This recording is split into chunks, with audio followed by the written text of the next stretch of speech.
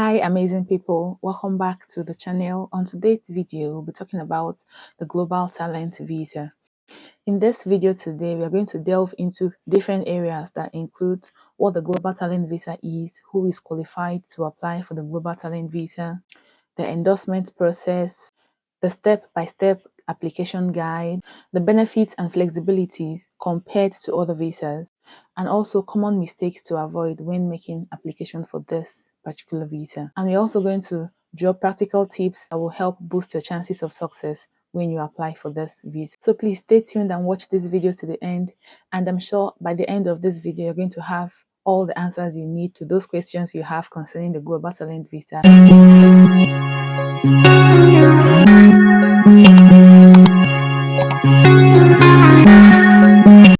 So before we start talking about every other thing, we're going to quickly understand what the Global Talent Visa is, what it's all about. The Global Talent Visa was introduced back in 2020. It came in to replace the old Tier 1 Exceptional Talent Visa. Now, the idea behind this Global Talent Visa is very simple. The UK is trying to attract the world's best and brightest minds. This visa is open to two categories of people. The first category is people that are already established in their field, and the second category are the people who show exceptional promise. Now, which means that these people are people that are really advancing in their fields, but they are not globally recognized. This means early career professionals that are not globally recognized yet in their respective fields, but they are clearly on the track to be recognized leaders in those respective fields. Now, these are the two categories of people that are eligible to apply for the Global Talent Visa. Now, the beauty of this visa is more like the freedom it gives you. You don't need to have a job before you apply for the Global Talent Visa. That's number one. You can switch jobs, you can freelance, you can start your own company, or you can even combine different roles on this particular visa. You can bring your partner and children, that's your dependent, on this visa. If your application is successful, you are eligible for possible settlement. That's getting the ILR in the UK. So if you're endorsed as an exceptional leader, it's possible that you might get your settlements in as little as 3 years. But if you are endorsed as an exceptional promise, which means that you're not yet globally recognized, but you're on the right track to be recognized as a global leader, you're going to get your ILR after 5 years in the UK. So right away, you can see that there is a huge difference between this Global Talent Visa and every other kind of visa because of the different options you have and the freedom it gives you as well. Now, the Global Talent Visa is open to people in 3 main categories. And those categories are the academia and research. This includes researchers, scientists, and academics. If you're working on cutting-edge studies, you've published respected journals, or you lead international projects, either as a professor or as a PhD student, and you fall under the academia and the research category, you may just be eligible to apply for the Global Talent Visa. Now, the second category of people that are eligible to apply for this are the category of art and culture. This category covers a very wide range of professionals, ranging from film and TV professionals, fashion designers, dancers, visual artists, architects, writers, musicians. Basically, anyone making a recognized cultural contribution falls under this category, and you may also be eligible to apply for a Global Talent Visa.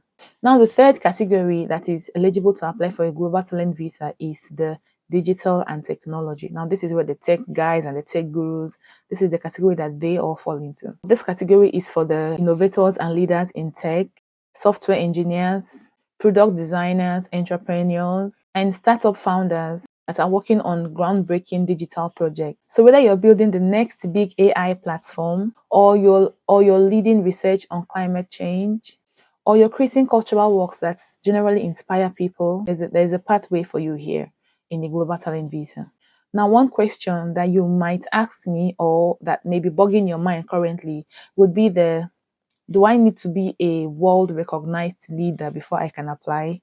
No. As I said initially, that there are 2 main categories of people that can apply for this, and that is the first of all, these are the recognized world leaders in different industries, and that there is also the recognized promised leaders. You're currently successful, but not yet fully recognized or not yet globally recognized, but you're doing very well for yourself. You've done lots of projects, It might be ground scale project, it might be grassroots project. In all the aforementioned industries and categories, you might just be eligible to also apply for the global talent visa. If you fall under the category of people that are not yet recognized, you might just need to provide more evidences, more documents, more receipts to things you've done, things you're willing to do, your future plans and prospects, and the rest of the things. So you might just need to do a little bit more work than people that are already globally recognized. This brings me to the endorsement stage. Now there is an endorsement stage. So you have to get endorsed first before you can now be eligible to apply. Okay, so you might do the initial application online, but then there is an endorsement panel that goes through your work. They assess what you've done, they assess what you hope to do and where you're coming from, and they also see the different things that you've done, and then it goes through an endorsement stage where they say, are you eligible for this visa? Are you the kind of talent that we need in the UK, or are you the kind of talent that we are looking for? Then that's the endorsement stage. Now, this is one stage of your application, and honestly, this is one of the most important stages of your application, because if you don't get endorsed to go further in your application, it simply means that your application will be automatically withdrawn. Now, here's how the endorsement works. First of all, you apply to one of the official endorsing bodies of your field, UKRI, which is the UK Research and Innovation. Now, this body is for academics and researchers. If you are a tech guru, or you are coming from a tech background, or you are a tech personality, the body that you'll be applying to will not be the UKRI, because that's for only academics and for researchers. You'll be applying to the Tech Nation. And now, if you're under the category of arts, culture, and the rest of it, you'll be applying to the Arts Council England for arts and culture. Now, when you apply, you'll be asked to choose between these two routes, which is the exceptional talent and the exceptional promise. I've already explained what those are. The document that you will need for this application will include your CV, no more than 3 pages, a personal statement explaining why you want to work in the UK and how you're willing to contribute to the economy of the UK government, 3 recommendation letters from senior experts in your field. So that means if you fall under the tech, if you fall under the arts and culture, or the academia and research, you'll have to get 3 recommendation letters from 3 different senior experts in your field. Now, you're also going to provide evidence of what you've done so far, and it also depends on your field. It might be a research work, it could be a published research, it could be media features, it could be international collaboration, or it could also be patents, it could be awards, or in the case of art and culture, it could also be a portfolio of your work so far. Now, let's talk about the visa application stage. What is the visa application stage like? And once you've gone through the endorsement stage and you have been endorsed to go further in your application, you have to move to the next step, which is the visa application stage. And the document that you will need for this visa application is going to be your passport, your endorsement letter. So this means that when you've gone through the endorsement phase and you've succeeded, you're going to get an endorsement letter that has shown that you have been approved to go further in your application. So this is one of the documents you're going to upload also in during your visa application process. Now, you're also going to upload a proof of English proficiency, that is if it is required, a tuberculosis test result if you're from a listed country. So the visa processing times is usually 3 weeks or thereabout if you're applying from outside the UK, and 8 weeks or thereabout if you're applying from within the UK, that is if you're switching visas. So yes, it is a big investment upfront, because paying the endorsement fee when you're not sure you're going to go through the endorsement process is really a big risk. Yes, so taking that risk is actually a lot. But then again, if you look at the possibilities that abound when you eventually get the endorsement and you get the visa, it is a lot. So will I say that the risk outweighs the positive, or will I say the positive outweighs the risk? I honestly do not know. But then it is worthwhile if you eventually get through the endorsement process and go ahead with your application. Now, what are the common benefits? What are the benefits of this global talent visa? I know I mentioned some earlier. First of all is the flexibility. This global talent visa is really flexible. You are not tied down to a particular job. You can bring your dependents, which is a huge thing now in the UK. Faster settlements. It has a faster settlement period. So if you're coming as an exceptional talent, it's possible that you can get your settlement in 3 years.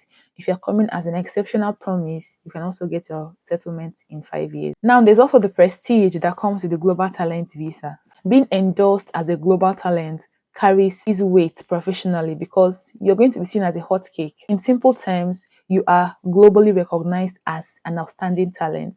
So if you come into UK on a global talent visa, you're automatically telling people that you are really, really intelligent and you are a leader in your field. So there is this prestige that also comes with it. So for people in tech, in research, in art, in culture, this is often the most attractive UK route. Now, what are the common mistakes to avoid during the visa application or during the entire process? What are the common mistakes to avoid? First of all, avoid submitting generic recommendation letters. Let your referees know that this is a very, very important process. Yes, let them know that this process is very important for you and they should put in their time and actually write a befitting recommendation letter, not just a generic recommendation letter, the one that goes, I know this person, accord him any assistance he needs. No, it should be very intentional. Yes, your recommendation letter should be very, very intentional. By intentionality, I mean it should talk about the person itself and what and the qualities the person possesses and how these qualities have helped this person gain so and so that they've gained so far, and how they can also further if they do get this thing. That is, I'm just paraphrasing. Yes, so let your recommendation letter not just be a generic one that you see everywhere. Yeah, it should at least carry weight professionally.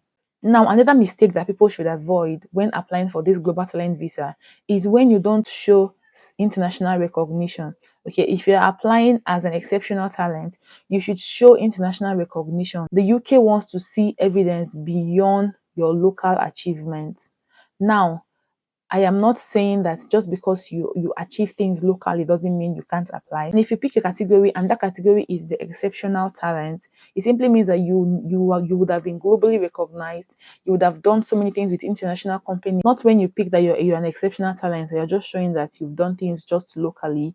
It might not go to your favor. Another mistake that people should avoid is overcomplicating your CV. I know that I said your CV should not exceed 3 pages. It doesn't mean it should actually be 3 pages. If you can make it shorter, fine. The more concise your CV is, it just takes people straight to your achievements. People don't have to read through your life story or unnecessary information. You don't have to put unnecessary information on your CV. Don't overcomplicate your CV. Most times, CVs are just a glance through, and they just glance through the first and second page to see what's in there.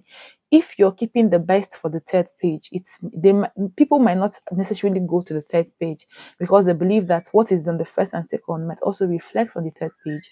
So if you can keep your CV concise and straight to the point, it's to your benefit. Now, another mistake you should avoid is making your personal statement all about what you can gain. Okay, now by that I mean you can include what you can gain. Maybe you want to build your brand, you want to gain international knowledge, you want to gain international collaborations with different international companies and all that, but also bring in what you can contribute to the society, how your talent can grow where you're going to, which is the UK, how your talent can contribute to the economy of that country. Okay, so don't let your CV, your personal statements be all about you. Please bring in your own contributions, what you're bringing to the table as well, because they are giving you this platform and they need you to give something in return. Include it in your personal statements. Okay, don't just take and take and take. Tell them what you're willing to bring as well to the country, what your contributions are going to be in the country. First tip I'm going to drop is start preparing early. Okay, start preparing early. Don't wait till next month. Don't wait till it's almost time for this process to end and you're jumping in and you're rushing everything. Start on time to prepare. That has been my own go-to. That has been my logo. Prepare early, start early. Yes. Publish your work. Okay. If you have journals, if you have research papers, publish them on time. Don't wait until when you're already on the verge of application, you now publish. And when somebody wants to reference or go back to the works you've done, or when somebody wants to see what you've done online, they are saying uploaded 13 hours ago, uploaded 14 hours ago. That can count, but that might also seem as though you're trying to score a point. Okay, so publish your journals, publish your papers. If you are in the academia and the research category, Try to publish your papers on time. Don't just publish it because you have an end goal. Publish it because you're doing the right thing. That shows that you're trying to share your expertise online. If you are applying under the academia on research, they will go back to the previous things you've done, previous papers you've uploaded, previous research you've done, your journals, and see how you are trying to share, how you've shared your expertise, how you've shared this knowledge with the rest of the world, with the online community. So that may also influence your endorsement decision. Also, try to build network, collaborate with international bodies, go on LinkedIn, try to link up with people, collaborating. Just try to collaborate in general. The next tip to success I'm going to drop is to make your application evidence driven. Now, by evidence driven, I mean if there are numbers, outcome, impact, make them those evidence driven. Okay, don't just say I did something or I did so and so thing, it affected several people. No, you can use numbers, use percentages, use the outcomes. How did this action you took towards your career building, how did it impact the people you were hoping it would impact? Did it have that impact? Now, what was the percentage of this impact? And how do you feel the outcomes are? Let it be evidence driven. Okay. If you're in tech, showcase how your projects have scaled and innovated. If you're in research, highlight grants, publications, and partnerships. If you're in art, show exhibitions, performances, or critical acclaim.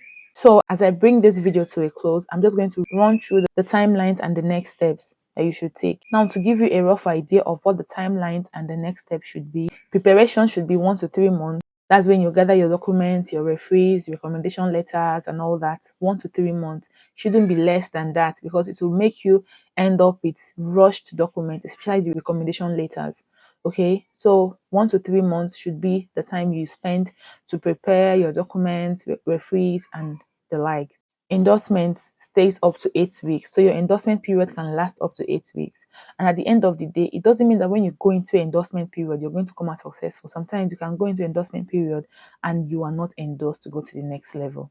Okay, so it lasts up to 8 weeks. As I said earlier, visa application lasts 3 to 8 weeks as well. So in total, you're looking at 3 to 6 months before you finish the entire process. That is, if you do go through endorsement period, you're going to go through the visa application period, processing times, and the rest of it. So in conclusion, the Global Talent Visa is one of the most exciting and flexible routes for skilled professionals to live and work in the UK. If you found this breakdown helpful, please like this video, give this video a thumbs up, share this video, and subscribe to the channel. And I'll see you all in my next video. Bye.